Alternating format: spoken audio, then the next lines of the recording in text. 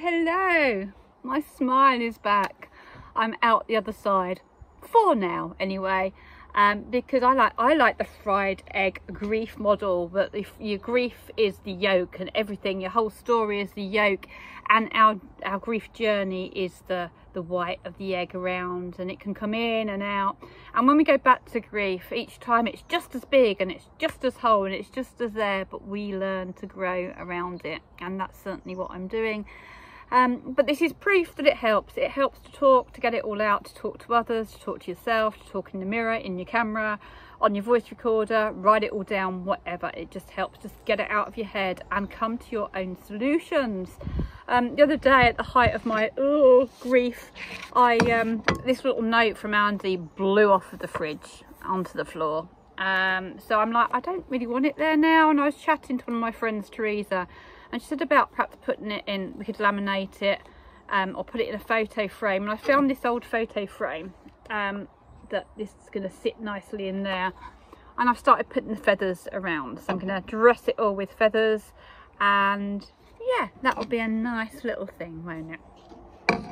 Anyway, I'd like to say a big thank you to Unsworth Rob again for helping me with your comments. And I went through and looked at your videos and loved the history of the area where you live, and it reminded me that that's what I'm into doing at the moment, is looking at the history. So hopefully, if I've left myself enough time this morning, I'm going to go over to the see Pat at the recording studio, and if he's free, the vintage recording studio in Halston. I'm going to have a quick look at that.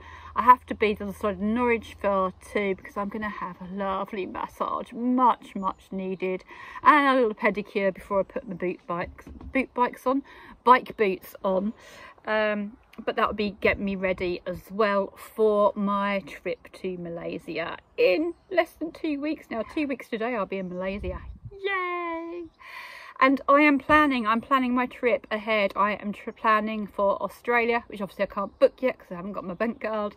But I'm planning Australia for February, Bali for my birthday at the end of February, which I've forgotten all about. It's only because my friend Julia said, will you be in Bali or Australia for your birthday? I went, oh yeah, Bali. Forgotten about my birthday, but that's fine. And yeah, Bali. And then I'm going to definitely, one of my friends said, oh, well, America's on the way home. So I'm going to fly into San Francisco and out of Orlando, and then just arrange flights in between. I'm going to fly San Francisco, Colorado, Ohio, and then I might get a car and drive from Ohio to Washington to North Carolina and down into Florida. So that's kind of my plan at the moment, but I'm waiting for more people to tell me if they want a visit from me and where they are. Mostly all my sober community, which is amazing. You know, I've known these people for 3 years. It's going to be absolutely amazing to catch up with them. Anyway, I've just sold Andy's caravan. I went out this morning and emptied all the stuff from under the bed, and more stuff I found underneath one of his seats. So I've got that, lots of sorting out to go. It's in the garage, but hopefully I'll be able to squeeze Bumblebee back in later. Anyway, let's get some inspiration from my book, The A to Z of Alcohol and Sobriety, everything you need to know. But it's not just about sobriety, didn't you know? It's about addiction. It's not even just about addiction. It's about mental health, physical health, and just general well-being. And I'm just going to, I'm flicking through, I'm just going to open at I Am Woman. I Am Woman. I stumbled across this movie and song during my first year of sobriety. For many months, the song was my morning go-to and gave me the strength and right attitude for the day. The film is about Helen Reddy's life and her battle as a female singer in a very male-dominated industry in the 1970s. With strength and conviction, she became one of the most successful female singers of her time, and I Am Woman became the anthem for the women's rights movement in America, in which she played a very active part. Her husband at the time was Jeff Ward, and his drug and alcohol use was a catalyst for their divorce in 1983. He has now been sober for over 35 years. Helen Reddy died in 2020 and never saw the Equal Rights Amendment that she had fought so hard for, as it has still not been signed. So there you go. In America, as to this day, women still do not have equal rights. Here are some of the words from her song. You can change the woman to man, sober, or whatever works for you, but if it doesn't, try to find your anthem, as it really does help. And this just isn't in sobriety, this is in life in general. Just find your anthem, go to it. Music really does help. It's really good for the soul. It's something I stopped listening to, and I have stopped listening to, and I'm going to play this as soon as I finish this vlog. I am woman, hear me roar, in numbers too big to ignore, and I know too much to go back and pretend, because I've heard it all before, and I've been down there on the floor, and no one's ever going to keep me down again. Oh yes, I am wise, but it's wisdom born of pain. Yes, I've paid the price, but look how much I've gained. If I have to, I can do anything. I am strong. I am invincible. I am woman. You can bend but never break me, because it only serves to make me more determined to achieve my final goal. And I've come back even stronger, not a novice any longer, because it's deepened the conviction in my soul.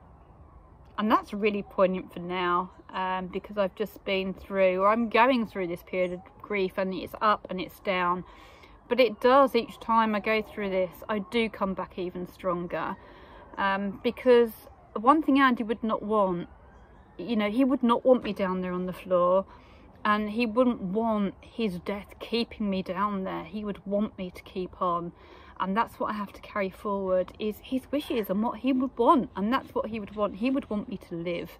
If the roles were reversed, that's what he would be doing. And that's what he wants from me. I know that without a shadow of doubt. So I'm going to listen to that song in a little bit. Just going to read a bit from On the Board. All on the board. Hopefully I won't get done for copyright, because I'm reading these things out. But I'm saying it's from All on the Board. It's from this book. It's not my work. It's other people's stuff, and I've opened it to Happy Easter, everyone. Happy Easter, everyone. Hope you have an excellent time this weekend, omeleting off steam and my hair down with some exercise, possibly hair aerobics. Definitely going to listen to hip-hop music. I'm not a happy bunny with the way I've been drawn. In fact, it bogs me, but I'm not hopping mad. The weather will be sunny side up. There you go. So happy early Easter, everyone. What a shame Pat's not here. Should have let him know I was coming, really, shouldn't I? Anyway, Pat's going to go and get breakfast. It's 1:45. I've not eaten. Not very good self-care today. I'm running late as usual. I got so carried away riding. I just zigzagged all over the place, just followed my nose. And now when I was just trying to find my way, you'll see on my relief, to Sainsbury's, at Thorpe. Oh my God, the new POSIC, well it's not new, it's a few years old now, but it is a nightmare. You just have to go all over the place to get to where you want to go. And I had the delightful smell of McDonald's as I rode past. Ooh. Do you know, there was a time, like many, I would have been like, it would have been calling me in, and now it just makes me want to go, ugh. I don't know about you, but I get so stressed when I'm in a shop trying to find stuff and I can't find where anything is. I end up really carby. Free from pretzels, free from crackers, but vegan dippy cheese. Cathedral City, yes. Oh, I nearly just went, do you know what? Just don't eat, Corinna, because you're going to be late. And I thought, no, you have to look after yourself. It's been a nice day, a changing one, as is normal for me. But it's quite interesting to reflect on how when I was in the shop, and I was really getting quite stressed and quite angry and frustrated with myself that I hadn't left enough time and hadn't put into the equation for me to eat. And it got to such a point of like I nearly walked out the shop and was like, oh, I just won't eat then. And it was almost like a punishment to myself, which is really, well, it's not bizarre. I've done that quite a lot in my life, really. Either eaten the wrong stuff or gone without food. But the silly thing was, the appointment that I was running late for, and I was only 8 minutes late, but it was actually Jack's partner, Gabs, was doing my massage, because that's what she does as a job. And so it really didn't matter, but I was putting unnecessary stress and pressure on myself. And I was just thinking about, how often do we do that in life? We do it quite a lot, don't we? A lot of the pressure and stress we put on, or that we have, is how we perceive things and how we put things on ourselves. In Buddhist terms, as they say, there are no problems out there. The only problems are in here, or in here, because Buddhists think the mind's sort of kind of down here on the heart chakra.